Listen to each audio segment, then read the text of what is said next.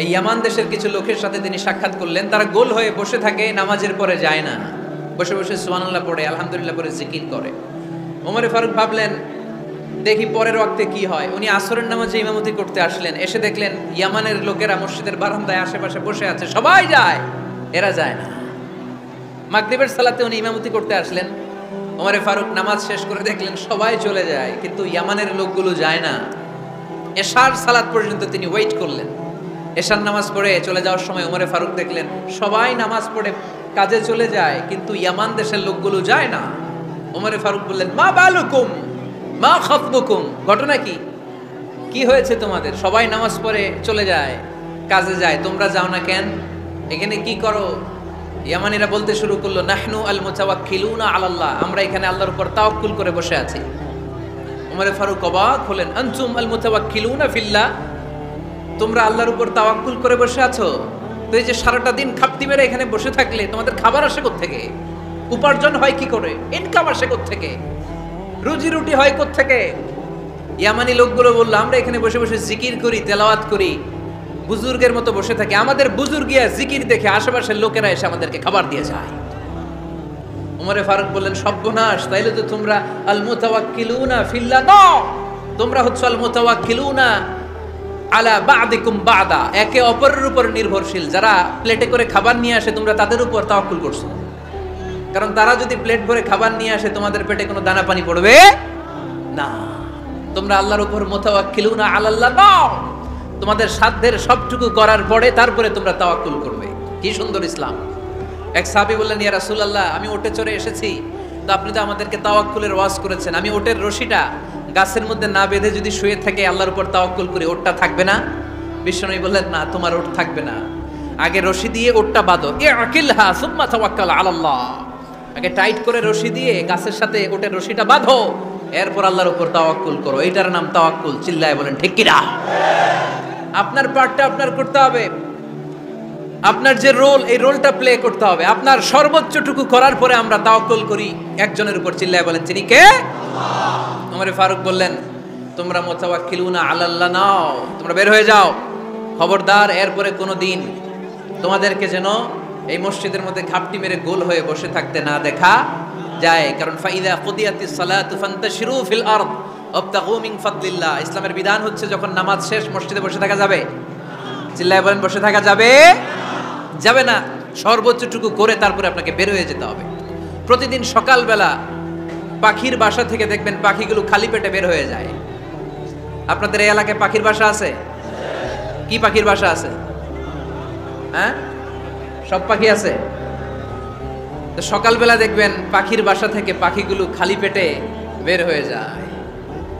বিকেল বেলায় পাখিগুলোর ওদর পূর্তি করে, পেট ভর্তি করে আবার পাখির নিড়ে ফিরিয়ে দেয় কে? কারণ পাখিগুলো তাওয়াক্কুল করেছে কার উপর? পাখিগুলো তাওয়াক্কুল করে যদি পাখির নিড়েই বসে থাকতো, ওদের পেটে খাবার আসতো? কথা বলেন। বিশ্বনবী এটাই বললেন, তাকদু খিমাসান ওয়া তারুহু বিতানান, তোমরা যদি পাখির মতো তাওয়াক্কুল করো, মানে আল্লাহর উপর তাওয়াক্কুল করে জমিনে বের হয়ে যাও, তোমাদেরও রিজিকের দায়িত্ব নিয়ে নিবে কে? সকালবেলা প্রতিটা পাখি না খেয়ে বের হয়ে যায়, একটা পাখির পেটের ভেতরে কোনো দানা পানি নাই, কিন্তু আল্লাহর উপর তাওয়াক্কুল করে পাখিগুলো যখন বের হয়ে যায়, বিকেল বেলা পেট ভর্তি করে, ওদর ভর্তি করে আবার পাখির নিরে পাখিগুলোরে ফিরিয়ে দেয় কে? পাখিগুলোকে আমাদের মতো খাবার জমা করে রাখতে পারে? আমরা তো 7 দিনের বাজার একবারে করে ফ্রিজে রাখি। পাখিদের ফ্রিজ আছে না? আছে। আমাদের অতিরিক্ত টাকা হলে আমরা ব্যাংকে ব্যালেন্স করে রাখতে পারি, অ্যাকাউন্ট করে রাখতে পারি। পাখিরাও তো অ্যাকাউন্ট করে রাখে না? না, প্রতিদিন না খেয়ে বের হয়। কালকে ওই পাখিটা কি খাবে, কোন জায়গা থেকে তার রিজিকের ব্যবস্থা হবে আল্লাহ ছাড়া কেউ জানে। এটার নাম তাওয়াক্কুল। এটার নাম কি? আমাদের সাধ্যের, আমাদের ক্যাপাসিটি, আমাদের ক্যাপাবিলিটির সবটুকু করে আমরা তাওয়াক্কুল করি একজনের উপর। চিল্লায় বলেন তিনি কে? আল্লাহ। এজন্য ইসলাম আমাদেরকে শিখায়, সালাত যখন শেষ বের হয়ে যাও, কাজে নেমে পড়ো। কাজে কোনো লজ্জা নাই, পরিশ্রমে কোনো লজ্জা আছে? যিনি রিক্সা চালায় এতে তার কোনো লজ্জা আছে? দিনমজুর, কুলি, ঠেলা গাড়ি চালায়, ছোট্ট ব্যবসা করে, এতে কোনো লজ্জা আছে? লজ্জা নাই। খেয়াল রাখবেন, লজ্জা হচ্ছে অলসতায়। লজ্জা কিসে? বিষ্ণু ঈসা ইসলাম বলেছেন, মা আকালা আহাদুন তুআমান কাত্তু খায়রুম মিন আইয়াকুলা মিন আমালি ইয়াদি, নিজ হাতে উপার্জিত খাবারের চেয়ে, অর্থের চেয়ে শ্রেষ্ঠ খাবার পৃথিবীর কোনো মানুষ কোনোদিন ভক্ষণ করে নাই। চিল্লায় কোন সুবহানাল্লাহ। শ্রেষ্ঠতম খাবার, নিজ হাতে উপার্জিত খাবার, ঘাম জড়িয়ে যে অর্থ উপার্জন করা হয়, যে ইনকাম করা হয়, এটা হালাল। আর হালাল খেয়ে দোয়া করলে কবুল করে কে? এজন্য খেটে খাওয়া মানুষ, শ্রমজীবী মানুষ আর মেহনতি মানুষদেরকে বিশ্বনবী খুব ভালোবাসতেন। তারা বিশ্বনবীর বন্ধু আর বিশ্বনবী ছিল তাদের বন্ধু। সুবহানাল্লাহ পড়েন। এত ভালোবাসতেন বিশ্বনবী খেটে খাওয়ার মেহনতি মানুষদেরকে। সব সময় বিষ্ণু ইসলাম তাদের জন্য দোয়া করতেন। এজন্য যারা খেটে খায় তারা কপালওয়ালা, তারা মুস্তাজাবুদ দাওয়া। তারা কি? মুস্তাজাবুদ দাওয়া মানে এমন ব্যক্তি যে ব্যক্তি দোয়া করতে দেরি হয় কিন্তু দোয়া কবুল হতে দেরি হয় না। আপনারা এখানে ব্যবসা করেন কে কে? দেখি তো হাত তুলেন তো। ব্যবসা, মাশাআল্লাহ, অনেক ব্যবসায়ী আছে তো দেখি। আচ্ছা, হাত নামান। চাকরি করেন কে কে? চাকরি, চাকরিও তো অনেক করে দেখি, হাত নামান। প্রবাসী, ছুটিতে দেশে আসছেন। হুজুর আমি আছি, কই? আপনি দেখতে আসছেন? মাশাআল্লাহ। কোন দেশে থাকেন? সৌদি আরব। আলহামদুলিল্লাহ। সৌদিতে ভাল লাগে নাকি সৌদি স্বপ্নের দেশ, খাটতে খাটতে জীবন শেষ? ইনশাআল্লাহ। আচ্ছা, ইউনিভার্সিটির স্টুডেন্ট আছো কারা কারা দেখি? মাশাআল্লাহ, হাত নামাও। ক্লাস 5 থেকে ইন্টারমিডিয়েট পর্যন্ত পড়াশোনা করতেছো অথবা দাখিল আলিম পর্যন্ত, কারা কারা দেখি? মাশাআল্লাহ, হাত নামাও, হাত নামাও। একবারও যারা হাত তোলেন না এবার তারা হাত তোলেন। আন্নেরা কি করেন? হ্যাঁ, বেকার।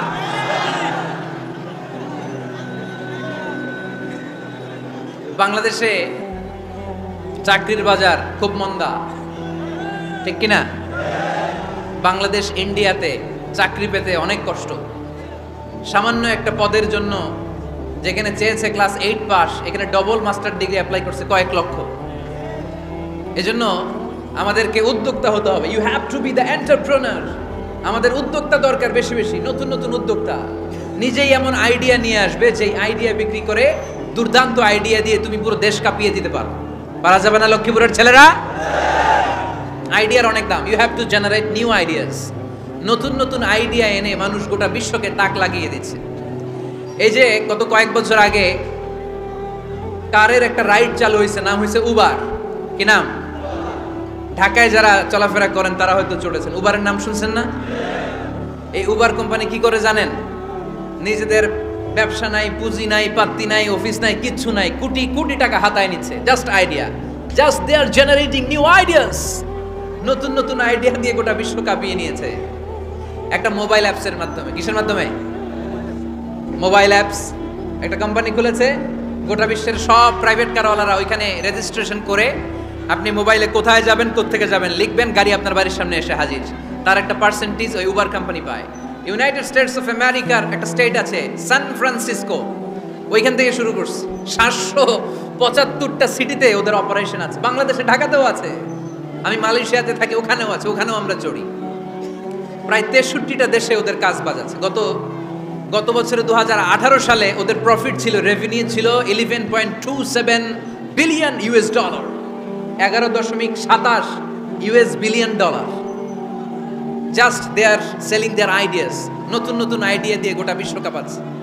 এই উবার যখন চালু হলো, আমি তখন মালয়েশিয়ায়, শুনলাম বাংলাদেশে নতুন আর একটা বাইর হইছে, পাঠাও। কি নাম? এটা বোধহয় সারা বাংলাদেশ ব্যাপী হয় নাই, 3টা জায়গায়, সিলেটে, চট্টগ্রামে আর ঢাকায়। এরা আরো চালাক। বাংলাদেশের ছেলেপেলেদের মাথায় চিকন চিকন অনেক বুদ্ধি। এরা ভাবলো এই উবার দিয়ে আর আমরা কত আগাবো, আমাদের গাড়ি আরো ছোট করতে হবে। এরা মোটরসাইকেল রাইড দেওয়া শুরু করছে। জ্যামের শহর ঢাকা, চিপা চাপা দিয়া এরা আপনারা নিয়ে জায়গা মতো পৌঁছায় দিবে। তো এই যে উবারের পরে আমাদের ছেলেরা বানাইলো পাঠাও। এরপরে কত কিছু বানাচ্ছে ছেলেপেলেরা, আমি তো এগুলো দেখে অবাক। রকমারি.com নাম শুনছো? বিক্রয়.com নাম শুনছো?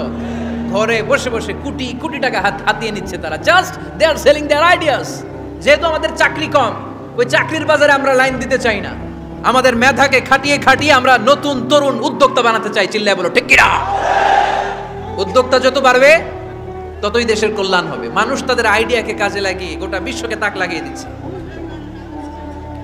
আমরা আমাদের সমতল ভূমিতে চাষ করতে চাই না। মালয়েশিয়াতে একটা এলাকা আছে ক্যামেরুন হাইল্যান্ড, ওরা পাহাড়ের মধ্যে চাষাবাদ করে গোটা মালয়েশিয়ার খাদ্যদ্রব্যের অভাবকে মুক্ত করে দিয়েছে। পাহাড়ের মধ্যে ওখানে ফুলের বাগান, ক্যামেরুন হাইল্যান্ড প্রায় 6000 ফিট উঁচু, প্রচন্ড ঠান্ডা।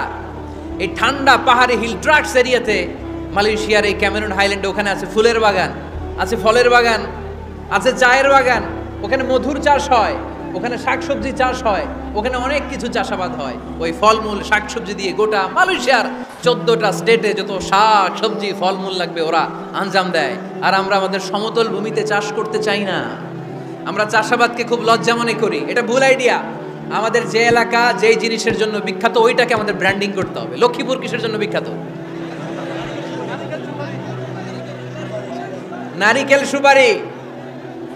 নারিকেল সুপারি যে পৃথিবীর কত মানুষ, ইন্দোনেশিয়ান লোকেরা মুড়ির মতো খায় নারিকেল আর সুপারি।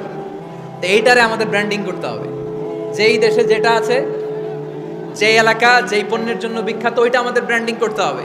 আমাদের আদমজির জুট মিল বন্ধ না, ভাওয়ানি জুট মিল বন্ধ। আমাদের পাট শিল্পকে ধ্বংস করে দিয়ে ইন্ডিয়া এখন ওই কটনের পাঞ্জাবি বানায়, জুট কটনের পাঞ্জাবি আছে না নাই? পুরা বাংলাদেশের মার্কেট এই জুট কটনের পাঞ্জাবি দিয়ে সয়লাভ। আমাদের বাংলাদেশের পাট দিয়ে যদি আমরা মিহি পাঞ্জাবি বানাতে পারতাম, গোটা বিশ্ববাজারকে আমরা দখল করে নিতে পারতাম, ঠিক কি না? এর জন্য আমাদেরকে নতুন নতুন আইডিয়া জেনারেট করতে হবে। চাকরির পিছনে বসে থাকলে চলবে না। আর আজান যদি হয়ে যায় ছুটে যাব মসজিদে, আর নামাজ শেষ হলে আমরা আমাদের কাজের দিকে চলে যাব। চিল্লায় বলেন ঠিক কিনা? যেটাই করবো আমরা ভালোভাবে করব। আল্লাহ বলেছেন লিয়াবলুয়াকুম আইয়ুকুম আহসানু আমালা। লক্ষ্মীপুরের ভাইয়েরা আওয়াজ করে উত্তর দেন, আওয়াজ করে উত্তর দিতে হবে। জান্নাতে যেতে হলে 100তে কত নাম্বার পেতে হবে? হ্যাঁ, হয় নাই 51। কি নাম তোমার? হ্যাঁ, ফরহাদ। জান্নাতে যেতে হলে 100তে আমার দরকার 51। 100তে কত লাগবে? ফাআম্মা মান সাকুলাত মাওয়াজিনুহু ফাহুয়া ফি আইশাতির রাদিয়া। সেদিন মিজানের পাল্লা যার ভারী হয়ে যাবে সে আনন্দ উৎসবে থাকবে। তো মিজানের পাল্লা ভারী হওয়ার জন্য 100তে আমার কত পাওয়া লাগবে? কত পাওয়া লাগবে? 51 পেলেই হয়ে যাবে। এজন্য আল্লাহ বলছেন লিয়াবলুয়াকুম আইয়ুকুম আহসানু আমালা। যেটাই করবে ভালোভাবে করবে। আল্লাহ এটা পরীক্ষা করতে চান যে আমরা ভালোভাবে কে কতটুকু আমল করেছি। যারা আরবি বুঝেন আলেম ওলামা আপনারা জানেন, এখানে আল্লাহ বলেননি লিয়াবলুয়াকুম আইয়ুকুম আকসারু আমালা। আল্লাহ এটা দেখতে চান যে তোমাদের মধ্যে থেকে কে বেশি আমল করে। এটা বলছে আল্লাহ? বলে নাই। আল্লাহ বলেছে লিয়াবলুয়াকুম আইয়ুকুম আহসানু আমালা, যে ভালো করে করে। এজন্য আমরা যাই করি না কেন কি করে করব? আওয়াজ করে বলতে হবে। কেমন করে করব? যে কোনো কাজ করো না ভাই, যে কোনো কাজ করো তা যেন হয় সবার চেয়ে সবচেয়ে সুন্দর। পড়েন, যে কোনো কাজ করো না ভাই, যে কোনো কাজ করো তা যেন হয় সবার চেয়ে সবচেয়ে সুন্দর। পড়েন, যে কোনো কাজ করো না ভাই, যে কোনো কাজ করো তা যেন হয় সবার চেয়ে সবচেয়ে সুন্দর। হোক না সেটা পড়া লেখা, রঙের ভাষায় ছবি আঁকা। পড়েন, হোক না সেটা পড়া লেখা, রঙের ভাষায় ছবি আঁকা। হোক না সেটা সামান্য কাজ কিংবা মহত্তর, তা যেন হয় সবার চেয়ে সবচেয়ে সুন্দর। যে কোনো কাজ করো না ভাই, যে কোনো কাজ করো তা যেন হয় সবার চেয়ে সবচেয়ে সুন্দর। চিৎকার করে বলেন ঠিক কিনা? আমরা যেটাই করি না কেন এটা ভালো করে করার দরকার আছে না নাই? এজন্য কাজে আর শ্রমে কোনো লজ্জা নাই। লজ্জা হচ্ছে অলসতায়। লজ্জা কিসে? অলসতায়। বিষ্ণু ইসা ইসলামের কাছে এক সাহাবী এসে বলল, ইয়া রাসূলুল্লাহ আ'তিনি শাইআন, আপনি আমাকে কিছু দান করেন, আমার কিছুই নাই। বিষ্ণু বললেন, তোমার কিছু নাই? সাহাবী বললেন, ইয়া রাসূলুল্লাহ ঘরে আমার শুধু 2টি জিনিস আছে। কয়টা? চিল্লায় বলেন কয়টা? এক হচ্ছে একটা জামা, 2 হচ্ছে পানি খাওয়ার একটা জগ। বিষ্ণু বললেন, এই 2টাই নিয়ে আসো। বিশ্বনবীর কথা শুনে ওই সাহাবী ঘর থেকে জামা নিয়ে আসলেন, পানি খাওয়ার জগ নিয়ে আসলেন। বিশ্বনবী সাল্লাল্লাহু আলাইহি ওয়াসাল্লাম ওনার মুবারক হাত দিয়ে এক হাতে জামা ধরে আরেক হাতে পানির জগটা ধরে সাহাবীদের দিকে উদ্দেশ্য করে বললেন, মাইয়াশতারি হাদাইন, এই 2টা জিনিস কেনার মতো কে কে আছে দেখি? কয়েকজন হাত তুলল। বিশ্বনবী বললেন, কত দিয়ে কিনবা? এক সাহাবী বলে, ইন্নী আশতারিহিমা বিদিরহাম, ও নবী যদিও এগুলো আমার দরকার নাই, কিন্তু আপনি যেহেতু নিলামে ডাক তুলেছেন ইয়া রাসূলুল্লাহ, ইয়া হাবিবাল্লাহ, আপনার সম্মানে আমি 1 দিরহাম দিয়ে 2টা জিনিস কিনে নেব। 1 দিরহাম, একটা জামা, একটা পানি খাওয়ার জগ, দাম কত? 1 দিরহাম। বিশ্বনবী বললেন, না না, 1 দিরহাম তো অনেক কম হয়ে যায়। মাইয়াজিদু আলা যালিক, এর চেয়ে বেশি দামে কে কিনবা? আরেক সাহাবী হাত তুলে বলতে লাগলো, ইয়া রাসূলুল্লাহ, ইয়া হাবিবাল্লাহ, ওয়া ইন্নী আশতারিহিমা বিদিরহামাইন, আমি এই জামাটার পানি খাওয়ার জগটা 1 দিরহাম নয় 2 দিরহামের বিনিময়ে কিনতে চাই। বিষ্ণু ইসলাম ওই সাহাবাকে দিয়ে দিলেন। দিয়ে 2 দিরহাম নিয়ে, যে লোকটা ভিক্ষা করতে এসেছিল তার হাতে 2 দিরহাম দিয়ে বললেন, যাও 1 দিরহাম দিয়ে ঘরে খাবার কিনে দিয়ে আসো, আরেক দিরহাম দিয়ে একটা কুঠার কিনে নিয়ে আসো। শুনতেছেন? কি কিনে নিয়ে আসো? কুঠার দিয়ে কি করে? গাছ কাটে।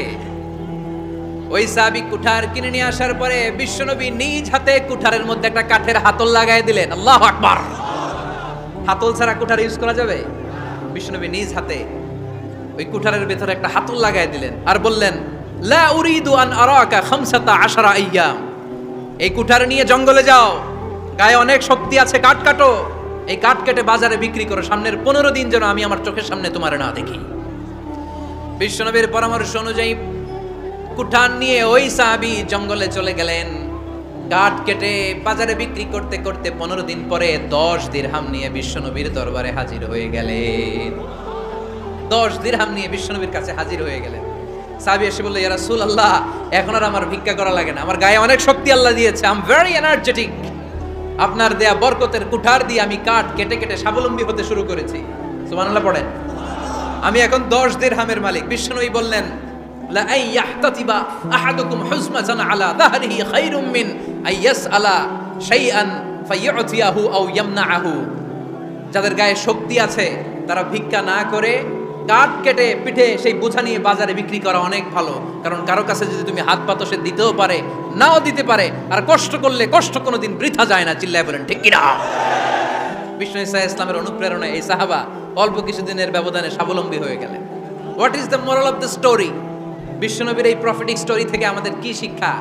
লেসন নাম্বার 1, বিশ্বনবী চাইলেই ওই 2 দিরহাম দিয়ে বলতে পারতো, যাও খাবার দাবার কিনে ফ্যামিলিতে দিয়ে আসো। সে ওই 2 দিরহাম নিয়ে খাবার দাবার কিনে ফ্যামিলিকে খাইয়ে রাত্রে আবার ভিক্ষায় নামতো। কথা কন, রাত্রে কি করতো? ভিক্ষায় নামতো। বিষ্ণু ঈসা ইসলাম তাকে কাজ করে খাওয়ার জন্য উৎসাহ দিলেন। পাশাপাশি বিষ্ণু ঈসা ইসলাম পার্মানেন্ট সলিউশন দিলেন। এজন্য পার্মানেন্ট সলিউশনের ব্যবস্থা করতে হবে। অনেকে আমরা যাকাত দেই, যাকাতের শাড়ি দেই, যাকাতের লুঙ্গি দেই, আছে না নাই? লক্ষ্মীপুরে এরকম দেয় নাকি? কি দেয়? হ্যাঁ, গাড়ি, গাড়ি দেয়, শাড়ি না। যাকাতের শাড়ি, যাকাতের লুঙ্গি বলতে কোনো কথা ইসলামে নাই। এগুলো খুব কম দামি শাড়ি, যাদেরকে এগুলো দেয়া হয় তাদেরকে অপমান করা হয়, ঠিক কি না? আল্লাহ বলেছেন, ওয়ালাকাদ কাররামনা বানি আদম, I have dignified the status of the sons of Adam, আমি আদমের সব সন্তানদেরকে সম্মানিত করেছি। সুবহানাল্লাহ পড়েন। আপনাদের চেয়ে সম্মানিত কেউ আছে? মানুষের চেয়ে সম্মানিত গোটা বিশ্বে আর কোনো মাখলুকাত আছে? নাই। এজন্য যাকাতের শাড়ি দেয়া যাবে না, যাকাতের লুঙ্গি দেয়া যাবে না। যাকাতের শাড়ি আপনারা দেখছেন? এটারে একবার ধোয়ার পরে দ্বিতীয়বার পরা যায় না। মশারি কি পাতলা, এর চেয়েও পাতলা। এই জন্য যাকাতের শাড়ি, যাকাতের লুঙ্গি বলতে ইসলামে কোনো পরিভাষা নাই। আপনাকে স্বাবলম্বী করে দেওয়ার চেষ্টা করতে হবে। যারা লক্ষ্মীপুর জেলায় বিজনেস ম্যাগনেট আছেন, তারা একসাথে হয়ে একটা স্ট্রং যাকাত ম্যানেজমেন্ট প্ল্যাটফর্ম করতে পারেন, যেখান থেকে আপনারা বিভিন্ন থানায়, বিভিন্ন গ্রামে বাছাই করে করে কিছু ভাইদেরকে যাকাত দিতে পারেন স্বাবলম্বী করার উদ্দেশ্যে। যেই ফ্যামিলিকে আছে, কি নাম এটার? পল্লী উন্নয়ন ক্লাব। মাশাআল্লাহ, যাকাত ফান্ড দিয়ে বিদেশে লোক পাঠায়। এর চেয়ে সুন্দর পদ্ধতিতে যাকাত বিতরণ আর হতে পারে? যেই লোকটাকে, যেই ছেলেটাকে বিদেশে পাঠানো হয়েছে, ওই ফ্যামিলিটা আর কোনোদিন যাকাতের শাড়ি নেওয়ার জন্য লাইনে দাঁড়াবে? যেই ছেলেটাকে ওনারা অস্ট্রেলিয়ান গাভী কিনে দিছে, দুধ বিক্রি করে যেই ফ্যামিলিটা স্বাবলম্বী হতে শুরু করেছে, তারা আর কোনোদিন যাকাতের লাইনে যেয়ে দাঁড়াবে না। এজন্য যাকাত দিতে হবে স্বাবলম্বী করার জন্য। ইসলাম আমাদেরকে এটাই শিখিয়েছে, কাজ করে খেতে হবে। কাজে লজ্জা নেই, লজ্জা হচ্ছে অলসতায়। লজ্জা কিসে? আজকের আলোচনা থেকে এটা মুখস্থ করে নিতে হবে। কাজে লজ্জা নেই। লক্ষ্মীপুরের ইয়াংস্টারেরা শ্রমে লজ্জা নেই, পরিশ্রমে লজ্জা নেই, লজ্জা অলসতায়। লজ্জা কিসে? আরো জোরে। নবীরা কি এমনি এমনি বসে বসে খাইছে? কঠিন পরিস্থিতিতেও নবীরা পরিশ্রম করে উপার্জন করা লেগেছে, ঠিক কিনা? সাইয়েদনা মারিয়াম আলাইহিস সালাম, যার নামে আল্লাহ তাআলা কোরআনে একটা সূরা দিলেন, উনি পৃথিবীতে এমন একজন মহিয়সী নারী, যেই নারীর গর্ভে, যেই নারীর পেটের ভেতরে স্বামীর স্পর্শ ছাড়া সন্তান দিয়েছে কে? সাইয়েদনা ঈসা আলাইহিস সালাম পেটে আসলেন, মারিয়াম আলাইহিস সালাম লজ্জা পেলেন। হায় হায়, কেমন করে এলাকাবাসীদের কাছে আমি আমার মুখ দেখাবো? বিয়ে করি নাই, স্বামী নাই, বিয়ে হয় নাই, স্বামী নাই, কিন্তু পেটে সন্তান চলে এসেছে। হায় হায়, এলাকায় কেমনে মুখ দেখাবো? লজ্জায় পড়ে মারিয়াম আলাইহিস সালাম এলাকা থেকে চলে গেলেন। কি অবাক করা কাণ্ড! বাচ্চা ভূমিষ্ঠ হওয়ার জন্য, বড় হওয়ার জন্য 6 মাস 7 মাস লাগে নাই, পেটে বাচ্চা আসার সাথে সাথে বাচ্চাটারে বড় করে দিয়েছে কে? সাইয়েদাতুনা মারিয়াম আলাইহিস সালাম এবার বসে পড়লেন, বুঝতে আরম্ভ করলেন প্রেগন্যান্সির পেইন উঠেছে। হঠাৎ করে পেট থেকে বাচ্চা ভূমিষ্ঠ হয়ে যাওয়ার পরে উনি কাঁপতে আরম্ভ করলেন। ক্ষুধার চোটে খাবার কিছু নাই, সামনে ঝর্ণা, উপরে একটা খেজুর গাছ। সাইয়েদনা ঈসা আলাইহিস সালামকে কোলে নিয়ে মারিয়াম আলাইহিস সালাম মনে মনে ভাবে, হায় রে, কেউ যদি একটু খেজুর পেড়ে দিত, এই ক্ষুধার মুহূর্তে আমি খেজুর খেয়ে পেটের ক্ষুধা নিবারণ করতাম।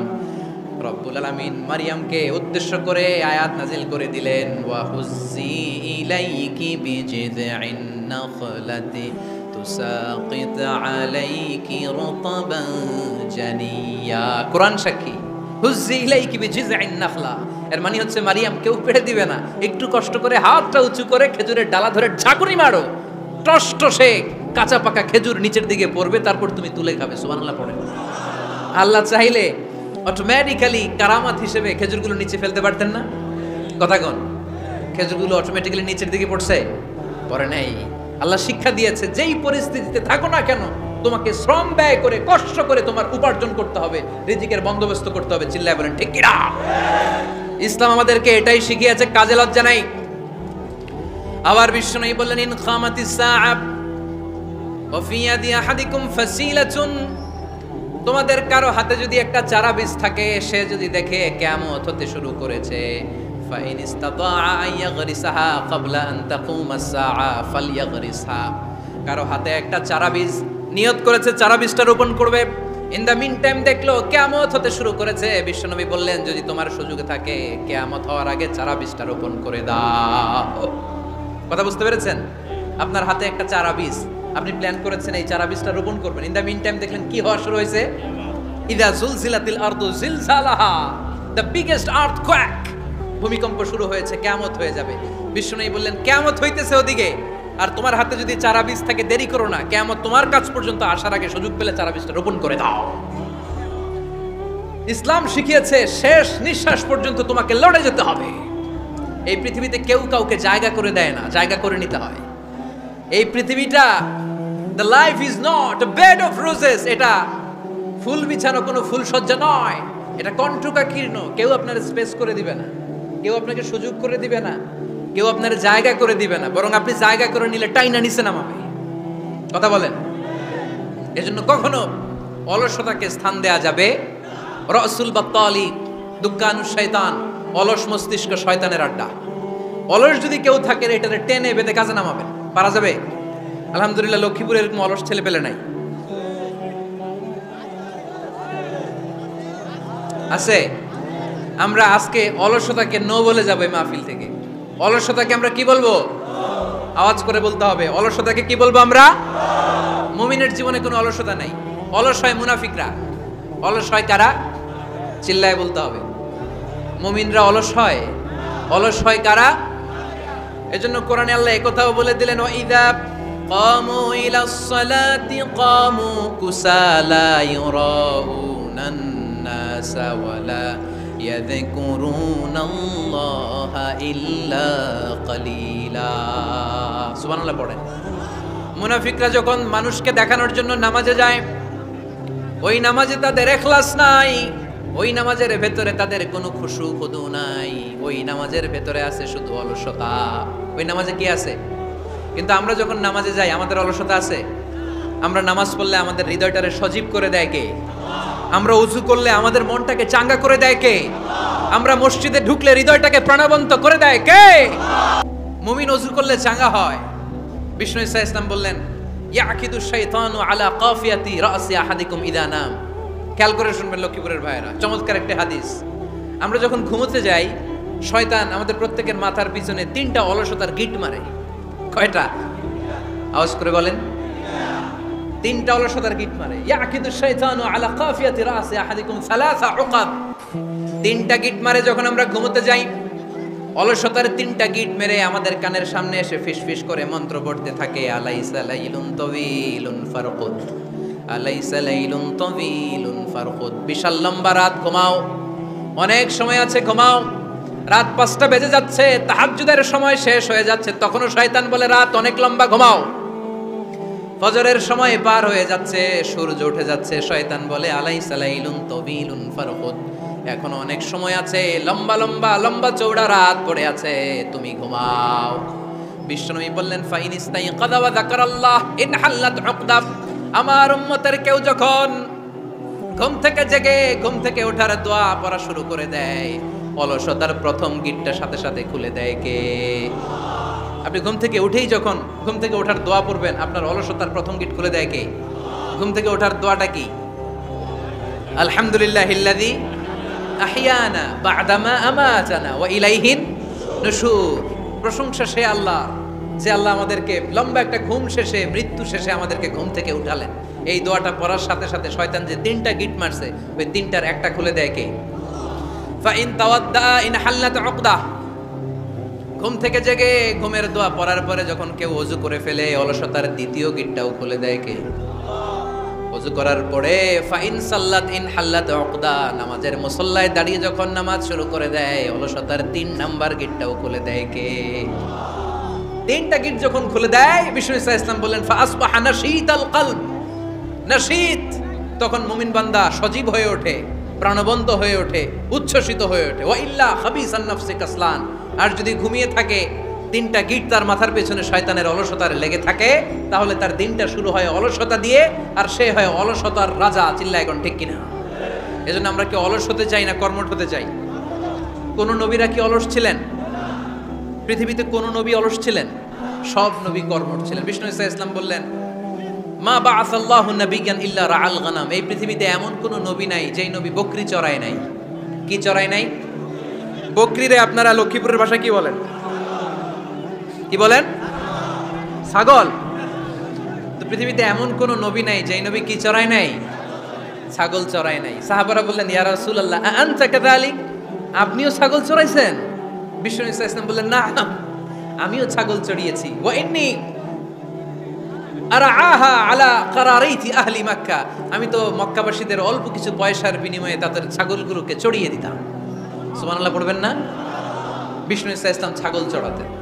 ছাগল চড়ানো সহজ কাজ না কঠিন কাজ? কেন কঠিন এটা? হ্যাঁ, টেরা খুঁটি মারে। হ্যাঁ, কি করে? বসে থাকতে হয়। তো ছাগল যারা পালে তারা জানে ছাগল পালা কত কষ্ট। ওরে ডানে টান দিলেও কই যায়? রশি ধরে বায়ে টান দিলে কই যায়? সামনে টানলে কই যায়? পিছনে টানলে কই যায়? সারা সপ্তাহ আপনি সময় পান না এটার গোসল করাবেন। ভাবলেন আজকে জুমার দিন আমিও গোসল করি, এটারও গোসল করাই। এটারে আপনি পুকুর ঘাটে নিবেন, টান দিয়েছেন, ওর বাপের কিরা, ও 1 ইঞ্চিও সামনে যাবে না। ঠিক কি না? এইটারা প্রাণী। আল্লাহর কি মহিমা! আল্লাহ তাআলা পৃথিবীর সবচেয়ে শ্রেষ্ঠতম মানুষদেরকে ছাগল চড়িয়ে ছেড়েছেন। ঠিক কি না? মা বাআসাল্লাহু নাবিয়্যান ইল্লা রাআল গানাম। এই পৃথিবীতে এমন কোন নবী ছিল না যে নবীরা ছাগল চড়ায় নাই। আল্লাহ বুঝাতে চাইলেন ছাগল চড়ানো অনেক কষ্টের কাজ, অনেক ধৈর্যের প্রয়োজন। এখন নবীরা তোমরা ছাগল চড়াও, কিছুদিন পর ছাগলের চেয়েও টেরা জাতি মানুষ চড়াইতে হবে। মানুষের মধ্যেও টেরা আছে না নাই? ভালো বললে ভালোটা বুঝে না, ডানে যেতে গেলে বায়ে যায়, বায়ে যেতে বললে ডাইনে যায়, এরকম আছে না নাই? সম্মানিত ভাইয়েরা, সমস্ত আম্বিয়া আলাইহিমুস সালাম ওনারা কর্মঠ ছিলেন। সাইয়েদনা আদম আলাইহিস সালাম নিজ হাতে চারা গাছ রোপণ করে চাষাবাদের কাজ করেছেন। সুবহানাল্লাহ পড়েন। সাইয়েদনা ইব্রাহিম আলাইহিস সালাম চাষাবাদের কাজ করেছেন। সাইয়েদনা দাউদ আলাইহিস সালাম নিজ হাতে যুদ্ধের জন্য যে পোশাক পরতে হয়, যেটা পরলে গায়ের মধ্যে ছুরি মারলেও ঢুকে না, ওই শিরস্ত্রাণ বানিয়েছেন, নিজ হাতে তলোয়ার বানিয়েছেন। সুবহানাল্লাহ পড়েন। সাইয়েদনা মূসা আলাইহিস সালাম ছাগল চড়িয়েছেন। সাইয়েদনা মূসা আলাইহিস সালামের মেজাজ নরম না গরম? নবীদের মধ্যে সবচেয়ে বেশি মেজাজওয়ালা নবী ছিলেন মূসা আলাইহিস সালাম। উনিও 8 থেকে 10 বছর সাইয়েদনা শুআয়ব আলাইহিস সালামের এরিয়াতে ছাগল চড়িয়েছেন, চিল্লায় বলেন সুবহানাল্লাহ। এজন্য নবীরা যেহেতু কাজ করেছেন, কর্মঠ ছিলেন, আমরাও কর্মঠ হব, ঠিক কি না? সাহাবারাও কর্মঠ ছিলেন, বিশ্বনবীর সাহাবারাও ব্যবসা করতেন। সাইয়েদনা আবু বকরের বিশাল ব্যবসা প্রতিষ্ঠান ছিল। সুবহানাল্লাহ পড়েন। আপনারা হজ উমরা করেছেন কে কে দেখি? করছেন? মাশাআল্লাহ। যারা করে নাই আল্লাহ তাদেরকে আল্লাহর ঘর জিয়ারতের তুমি নসিব করো। বিশ্বনবীর মাকবারার সামনে দাঁড়িয়ে আমরা যেন সালাম পেশ করতে পারি, তুমি নসিব করো। বাইতুল্লাহ শরীফে এবং মসজিদ নববীতে আমরা যেন সালাত আদায় করতে পারি, আল্লাহ তুমি নসিব করো। সাইয়েদনা আবু বকর রাদিয়াল্লাহু তাআলা আনহুর ব্যবসা প্রতিষ্ঠান ছিল মক্কার কাবা ঘরের পাশেই। ওনার ব্যবসা প্রতিষ্ঠানগুলো যেখানে ছিল ঠিক ওইখানেই সৌদি সরকার এখন শপিং মল বানিয়ে দিয়েছে, মাতজার আবু বকর। মক্কা শহরের যেখানে বহিরাগতরা এসে ওখানে ছাগল, ওখানে ঘোড়া, উট এগুলো রাখতো, আস্তাবল রাখতো, ঘোড়া আর উট যেখানে রাখা হতো ঠিক ওই জায়গায় সৌদি সরকার ওটার পার্কিং লট বানাই দিচ্ছে। মানে যেখানে আগে সাহাবাদের ব্যবসার জায়গা ওইখানে বর্তমানে শপিং মল। যেখানে আগের সময়কাল সাহাবারা উট আর ঘোড়া রেখে বাঁধতো ওইখানে এখন গাড়ি ঘোড়া রাখার ব্যবস্থা করা হয়েছে। সাইয়েদনা আবু বকর অনেক বড় ব্যবসায়ী ছিলেন। ওনার নিজ টাকা দিয়ে হাবাসা থেকে আসা সাইয়েদনা বেলালকে তিনি 20,000 স্বর্ণ মুদ্রা দিয়ে উমাইয়া ইবনে খালাফের কবল থেকে তিনি মুক্ত করেছেন। সাইয়েদনা উসমান যুন্নুরাইন বড় ব্যবসায়ী ছিলেন। নিজের টাকা দিয়ে মদিনার মুসলমানেরা পানি খেতে পারে না, বিইরে রুমা নামে একটা কুয়া ছিল, এই কুয়ার মালিক ছিল ইহুদি। মুসলমানেরা পানি খেতে গেলে এসে বকা দিত, পানি খেতে দিত না। বিশ্বনবী বললেন, আমার সাহাবীদের মধ্যে এমন কি কেউ নাই নিজের অর্থায়নে বীরে রুমা কিনে মুসলমানদেরকে দিয়ে দিবে? সাইয়েদনা উসমান যুন্নুরাইন বলল, ইয়া রাসূলুল্লাহ, আপনার খেদমতে আমি হাজির। মুহূর্তের মধ্যে সাইয়েদনা উসমান যুন্নুরাইন নিজের অর্থায়নে বীরে রুমাটা কিনে মুসলমানদের জন্য সদকা করে দিয়েছে। তো ব্যবসা না করলে, কর্মঠ না হলে, উপার্জন না হলে সদকা করা যাবে? চিল্লায় বলেন করা যাবে। সুনানে তিরমিজির বর্ণনা, বিষ্ণু ঈসা ইসলাম মক্কা থেকে যত সাহাবারা হিজরত করে মদিনায় এসেছে, মদিনাতে কোনো না কোনো সাহাবার সাথে বিশ্বনবী ভ্রাতৃত্বের বন্ধনে আবদ্ধ করে দিয়েছে। সুবহানাল্লাহ পড়েন। এজন্য মক্কা থেকে যারা এসেছে এদেরকে বলে মুহাজির, এদেরকে কি বলে? আর মদিনায় যারা ছিল এদেরকে বলে আনসার, এদেরকে কি বলে? আওয়াজ করে উত্তরে দিবেন। মক্কা থেকে যারা এসেছে তাদের নাম আর যারা মদিনার সাহাবী তাদের নাম আনসার। আজকে এই মাহফিলে লক্ষ্মীপুর এর বাইরে থেকে কারা কারা আসছেন দেখি?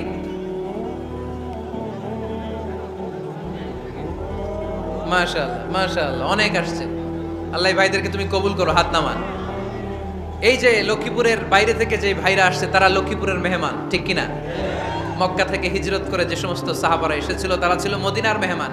বিশ্বনবী এক এক মক্কার সাহাবীকে মদিনার এক এক সাহাবীর সাথে ভ্রাতৃত্বের বন্ধনে আবদ্ধ করে দিলেন। আব্দুর রহমান ইবনে আউফ রাদিয়াল্লাহু তাআলা আনহু, ওনার সাথে ভ্রাতৃত্বের বন্ধনে যে সাহাবীকে বিশ্বনবী আবদ্ধ করে দিলেন ওনার নাম হচ্ছে সাআদ ইবনে রাবিয়া। কি নাম? মদিনার অনেক বড় ব্যবসায়ী। বিশ্বনবী বললেন, ও আব্দুর রহমান ইবনে আউফ, সম্পদ ছেড়ে দিয়ে, পরিবার ছেড়ে দিয়ে, স্থাবর অস্থাবর সব ছেড়ে দিয়ে আল্লাহ রাসূলের ভালোবাসায় মক্কা থেকে মদিনায় এসেছো। মদিনায় তোমার চিন্তা নাই, সাদ ইবনে রবিকে আমি তোমার ভাই বানিয়ে দিলাম। সাদ ইবনে রবি তোমার আপন ভাইয়ের মতো। সাদ ইবনে রবি বলল, আব্দুর রহমান, জীবনে তোমারে কোনোদিন দেখি নাই, তোমারে আমি চিনি না, তোমার নাম শুনি নাই, কিন্তু বিশ্বনবী তো তোমার দায়িত্ব আমাকে দিয়েছে। আমার যে বড় ধনী এই মদিনার মধ্যে দ্বিতীয় কেউ নাই। আজ থেকে তুমি আমার ভাই, আজ থেকে তুমি আমার কি? আল্লাহ আমাকে যত সম্পত্তি দান করেছে তার অর্ধেক সম্পত্তি আমি তোমার নামে দিয়ে দিলাম। ও আব্দুর রহমান ইবনে আউফ, শুধু তাই নয়, রব্বুল আলামিন আমাকে দুইজন স্ত্রী দিয়েছে। কয়জন? তুমি দেখো আমার কোন স্ত্রীকে তোমার বেশি ভালো লাগে, যার নাম তুমি বলবে সাথে সাথে আমি তারে তালাক দিয়ে দিব। তার ইদ্যত পালন শেষে তুমি তাকে বিয়ে করে তোমার সাথে নিয়ে যাবা। সুবহানাল্লাহ। কারণ বিশ্বনবী তোমার দায়িত্ব আমার কাছে দিয়েছে, তুমি আমার ভাই, আমি মদিনার সবচেয়ে বড় ধনী, আমার অর্ধেক সম্পদ আমি তোমারে দিয়ে দিব। আমার দুই স্ত্রীর এক স্ত্রীকে তোমারে দিয়ে দিব। সাইয়েদনা আব্দুর রহমান ইবনে আউফ এই কথা শুনে অবাক হলেন। অবাক হয়ে উনিও এক অবাক কথা বললেন। উনি বললেন, লা হাজাতা লি ফি ইয়া আখি, ও আমার প্রাণের ভাই, তোমার কথা শুনে আমার হৃদয়টা ভরে গিয়েছে, কিন্তু তোমার সম্পদেরও দরকার আমার নাই, তোমার স্ত্রীরও দরকার আমার নাই। বারাকাল্লাহু ফি মালিক ওয়া লি আহলিক, আল্লাহ তোমার মালেও বরকত দেখ, তোমার সম্পদেও বরকত দেখ। তুমি শুধু একটু কষ্ট করবা। কি কষ্ট? দুল্লানি আলা সুক, show me the way to the market. তুমি মদিনায় কোনো মার্কেট আছে কিনা, শপিং মল আছে কিনা, ব্যবসা প্রতিষ্ঠান আছে কিনা আমারে দেখায় দাও। সুবহানাল্লাহ পড়ে। আমরা হইলে কি করতাম? লক্ষ্মীপুরে যারা আসছে এদের একজনের যদি বলা হয় ভাই আপনি এখন থেকে লক্ষ্মীপুরের ভাই, আমার অর্ধেক সম্পদ আপনারা দিয়ে দেব, কি করবে? পায়ের উপর পা তুলে খাবে আর বলবে কি আনন্দ আকাশে বাতাসে, ঠিক কিনা? এরপরে যদি বলি ভাই আমার দুই বউ যেটারে সুন্দর লাগে বলেন তালাক দিয়ে দেই, নিয়ে যান, কি বলবে? কি আনন্দ আকাশের বাতাস। আল্লাহ রাসূলের সাহাবী আব্দুর রহমান ইবনে আউফ বললেন লা হাজাত লি ফি, আমার দরকার নেই, দুল্লানি আলা সুক, just show me the way to market, এখানে মার্কেট কই আছে দেখায় দাও। অবাক হয়ে গেলেন সাদ বিন রাবিব, বললেন ও আব্দুর রহমান ইবনে আউফ ঠিক আছে তুমি যদি নিতে না চাও তোমারে আমি জোর জবরদস্তি করব না, শুনে রাখো মদিনাতে ইহুদিদের কয়নুকার একটা বাজার আছে। এই কথা বলার সাথে সাথে আব্দুর রহমান ইবনে আউফ চলে গেলেন। এর পরের দিন অল্প কিছু পনির আর ঘি দিয়ে ব্যবসা শুরু করলেন। পনির আর ঘিয়ের ব্যবসা করতে করতে করতে করতে ব্যবসায় তিনি এত লাভ করলেন, উনি বললেন আমি যদি কখনো মদিনার বালুর মধ্যে হাত দিতাম ওই বালুটারও সোনা বানায় দিত কে? দুল্লানি আলা সুক। লক্ষ্মীপুরের কর্মঠ যুবক ভাইরা, এই আব্দুর রহমান ইবনে আউফ আমাদের প্রেরণা। উনি অন্যের ঘাড়ে পাড়া দিয়ে খেতে চায় নাই, আরেকজনের উপর ডিপেন্ডেন্ট বা নির্ভরশীল হতে চায় নাই। তিনি স্বাবলম্বী হওয়ার শিক্ষা লেসেন কিয়ামত পর্যন্ত গোটা বিশ্বের যুবকদের জন্য রেখে গিয়েছে। চিল্লায় বলো ঠিক কিনা? দুল্লানি আলা সুক, show me the way to market. Market কোথায় দেখাও। পনির আর ঘি নিয়ে ব্যবসা করতে করতে কয়েক মাসের ব্যবধানে ইতিহাস সাক্ষী সাইয়েদনা আব্দুর রহমান ইবনে আউফ মদিনার বিশাল বড় বিজনেস ম্যাগনেটে পরিণত হয়ে গেলেন। চিল্লায় পড়েন আল্লাহু আকবার। এজন্য ব্যবসার ভিতরে বরকত ঢুকিয়ে দিয়েছে কে?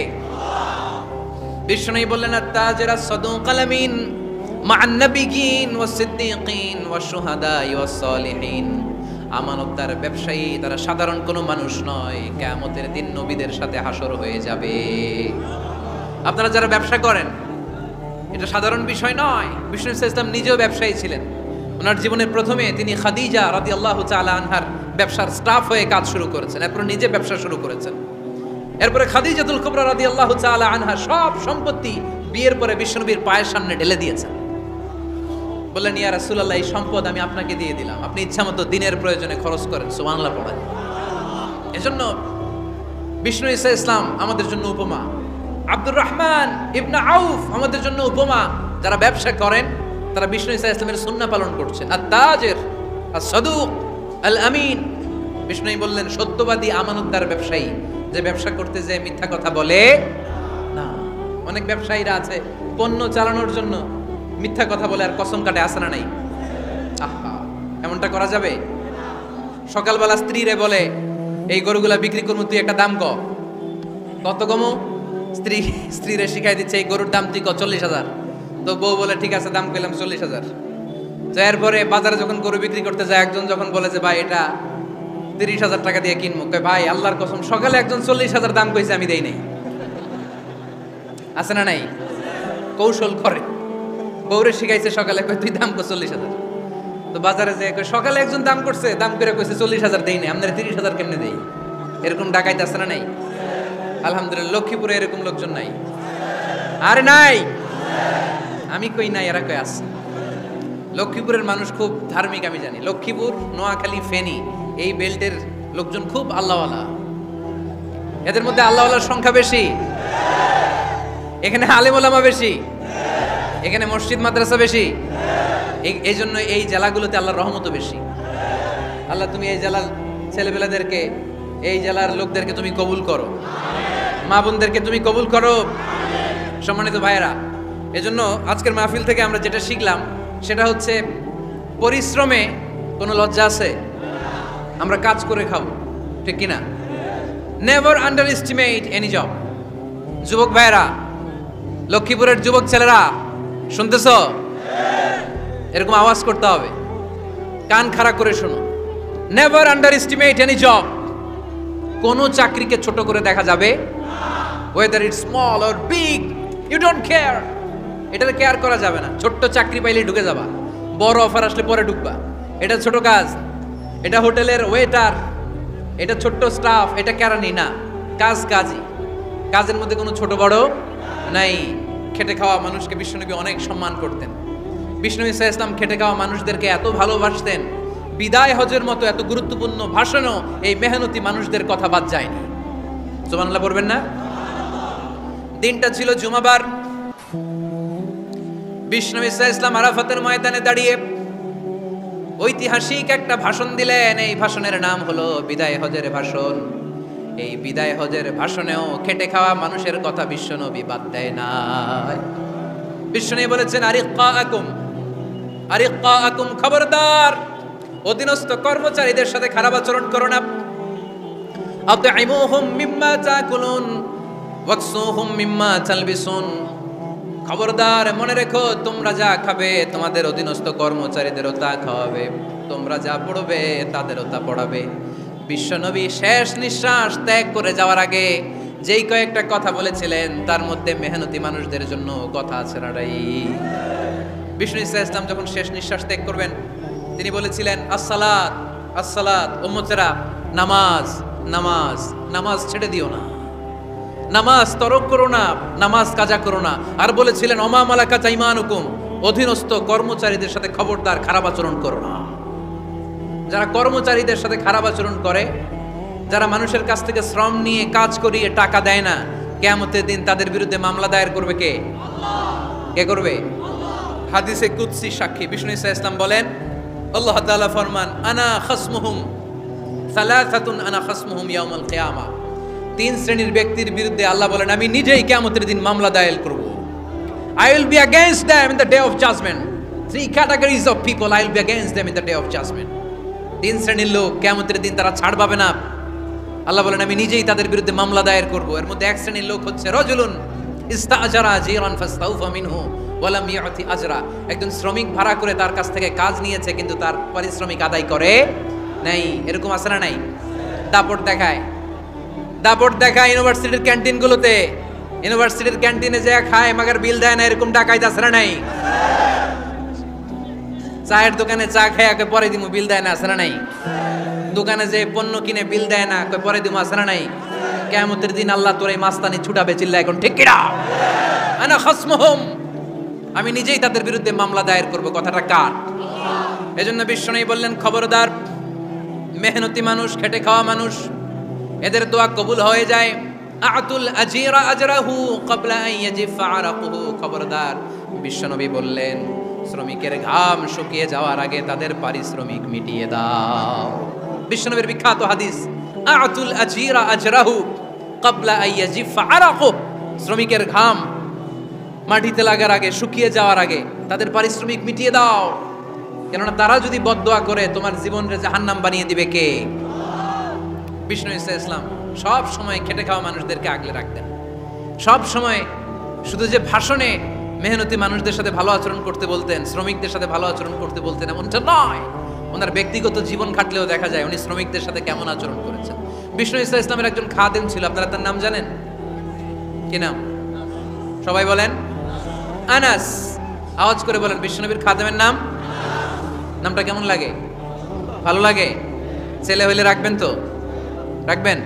অনেকে আমারে জিজ্ঞেস করে যে আমার একটা ছেলের নাম বলে দেন। এই এলাকার যদি কারো সম্ভাব্য আগন্তুক 2-1 মাস পরেই ছেলে পৃথিবীতে আসবে, এর নাম রাখবেন আনাস। নাম কি রাখবেন? খাদিমু রাসূলিল্লাহ, আল্লাহ রাসূল সাল্লাল্লাহু আলাইহি ওয়াসাল্লামের খাদেম। এই খাদেমের কাছ থেকে একটু শুনেন ওনার মালিক কেমন ছিল। শুনবেন নাকি কষ্ট হচ্ছে? সম্মানিত ভাইয়েরা, খেয়াল রাখবেন, কোন পীর সাহেবের ব্যাপারে যদি আপনি রিপোর্ট চান, পীর সাহেবের বউয়ের কাছ থেকে শুনবেন।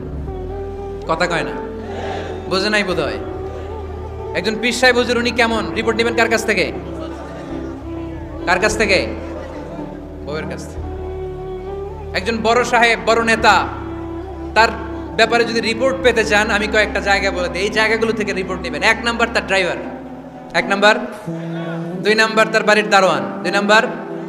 3 নাম্বার তার খাদেম, 3 নাম্বার। 4 নাম্বার তার ঘরের কাজের মেয়ে, 4 নাম্বার। এদের কাছ থেকে আসল রিপোর্ট পাওয়া যায়, ঠিক কিনা? এবার বিশ্বনবীর ব্যাপারে বিশ্বনবীর খাদেম কি বলে শুনবেন?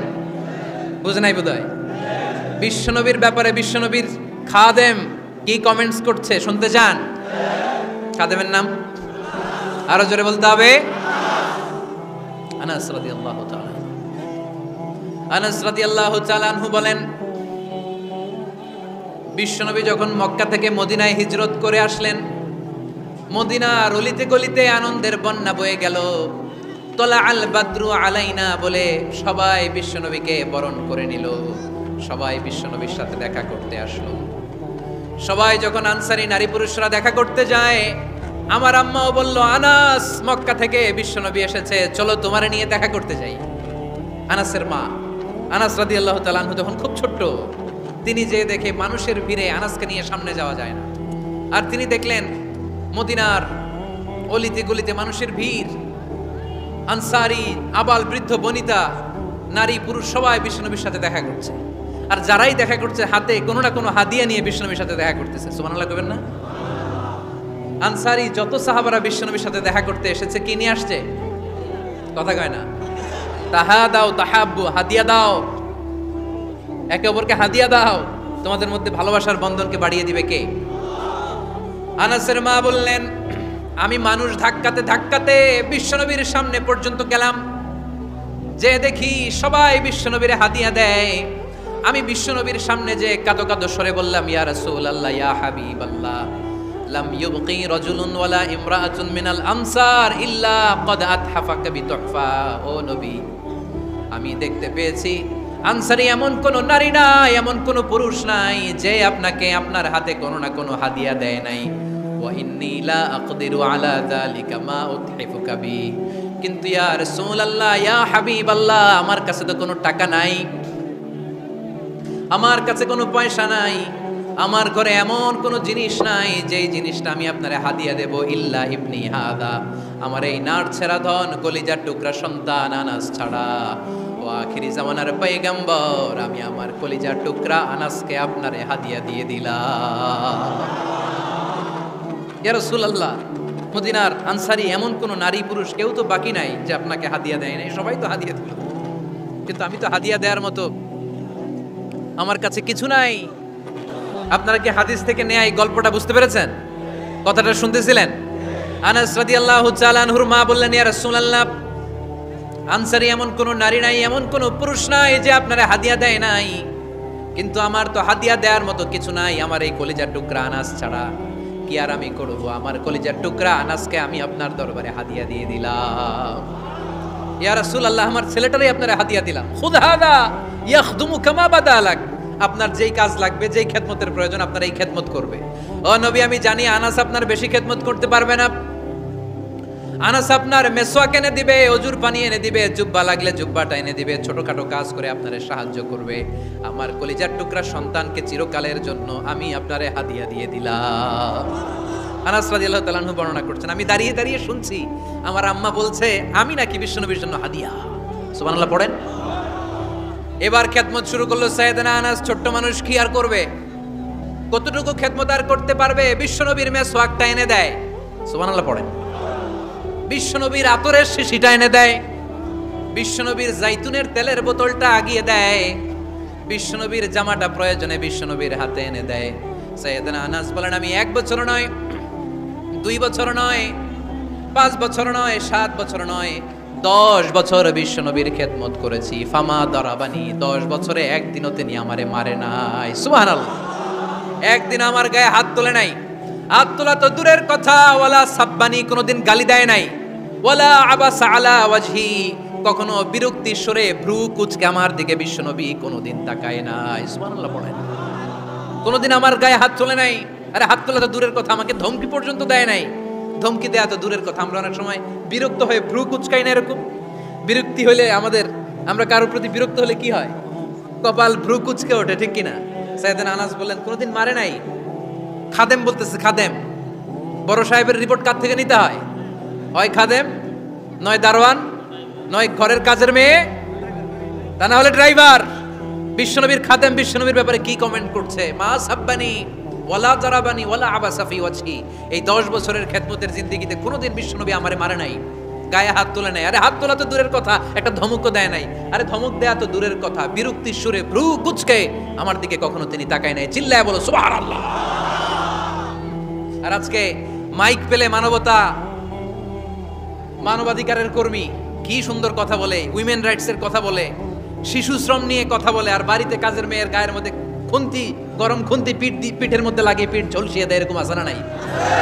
পত্রপত্রিকায় প্রায় দেখা যায় যে কাজের মেয়েদেরকে কি অত্যাচার করে, খুন্তি গরম করে করে চামড়ার মধ্যে লাগিয়ে স্কিন ঝলসে ফেলেছে, গ্রিলের মধ্যে বেঁধে রেখেছে, সময় মতো খাবার দেয় নাই, পিটিয়ে মাথার চুল কামিয়ে মাথা নেড়া করে দিয়েছে, এরকম আছে না নাই? এরা মানবাধিকারের ঠিকাদার, এরা মানবাধিকারের কথা বলে। আর বিষ্ণু ঈসা ইসলামের খাদেম বিশ্বনবীর ব্যাপারে বলেছে, কোনোদিন মায়ের তো দূরের কথা, হাত তোলা তো দূরের কথা, আরে ধমক দেওয়া তো দূরের কথা, বিরক্তির চেহারা নিয়েও কোনোদিন বিশ্বনবী আমার দিকে তাকায় নাই। চিল্লায় পড়েন সুবহানাল্লাহ। বিশ্বনবী একবার সাইয়েদনা আনাস রাদিয়াল্লাহু তাআলা আনহুকে একটা ছোট্ট জিনিস আনতে পাঠালেন। সাইয়েদনা আনাস রাদিয়াল্লাহু তাআলা আনহু জিনিসটা আনতে যে মদিনার অলিতে গলিতে বাচ্চাদের খেলা দেখে জিনিস আনতে ভুলে খেলায় দাঁড়িয়ে গেলেন। ছোট মানুষ, ছোট্ট একটা বাচ্চা যদি আমার সাথে নেই, সে কি আমার প্রয়োজন বুঝবে? আমার সেন্টিমেন্ট যেরকম বাচ্চা কি ওটা টের পাবে? ছোট্ট আনাসকে বললেন, আমার জুব্বা নিয়ে আসো। বিষ্ণু ঈসা ইসলাম শাম দেশের জুব্বা পড়তেন, বলতেন জুব্বা নিয়ে এসো। জুব্বা আনতে যখন বেরোলেন আনাস রাদিয়াল্লাহু তাআলা আনহু, দেখলেন মদিনার অলিতে গলিতে বাচ্চারা কুতকুত খেলে। কি খেলে? আপনারা খেলেন? তো এই খেলা দেখে আনাস রাদিয়াল্লাহু তাআলা আনহু ভুলে গেলেন যে বিশ্বনবীর জামা আনতে হবে। উনি ভুলে যে উনিও দাঁড়িয়ে খেলা দেখতে শুরু করলেন। এখন ঘন্টার পর ঘন্টা যায়, আনাসও আসে না, জামাও আসে না। বিশ্বনবী ভাবলেন, হায় রে, আনাস মনে হয় ভুলে গিয়েছে, কি আর করা যায়, নিজের জামা নিজেই নিয়ে আসি। বিশ্বনবী বের হলেন জামা আনতে, বের হয়েই দেখে মদিনার গলিতে বাচ্চারা খেলতেছে, ওইদিকে আনাস রাদিয়াল্লাহু আনহু দাঁড়ানো। বিষ্ণু ঈসা ইসলাম কিছু বললেন না, যে উনিও আনাস রাদিয়াল্লাহু তাআলা আনহুর পাশে দাঁড়িয়ে খেলা দেখতে আরম্ভ করলেন। সুবহানাল্লাহ পড়বেন না? সাইয়েদনা আনাস খেলা দেখতে দেখতে দেখতে দেখতে দেখতে দেখতে হঠাৎ বিশ্বনবীর দিকে চোখ পড়ে গেছে। বিশ্বনবীর চোখের দিকে যখন সাইয়েদনা আনাস রাদিয়াল্লাহু তাআলা আনহুর চোখ পড়ে গেছে, সাইয়েদনা আনাস বলে, আমার কলিজাটা এখান থেকে এই দিকে চলে আসছে ভয়ে। কিসে? ভয়ে। উনি বললেন, আমার গলা শুকিয়ে যেতে আরম্ভ করলো, কাঁপতে লাগলাম। আয় হায়, এখন আমার মনে পড়ছে বিশ্বনবীর জামা আনতে পাঠাইছিল, ভুলে গেছে খেলার আবেশে পড়ে।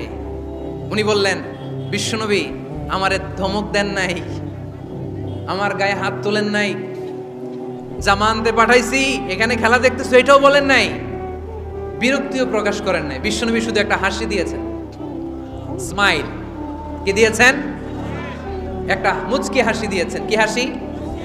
সাইয়েদনা আনাস বলে, ওই যে ওই দিনের বিশ্বনবীর মুচকি হাসির শাসন মরার আগের দিন পর্যন্ত আমি আনাসকে সোজা রাস্তায় রেখেছি, আর ডানে বায়ে নেয় নাই।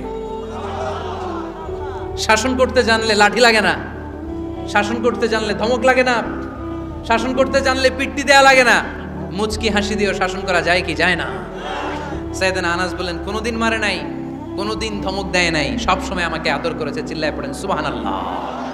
এজন্য সব সময় বিষ্ণু ঈসা ইসলাম শ্রমিকদেরকে ভালোবাসতেন। শ্রমে কোনো লজ্জা নাই, লজ্জা হচ্ছে অলসতায়।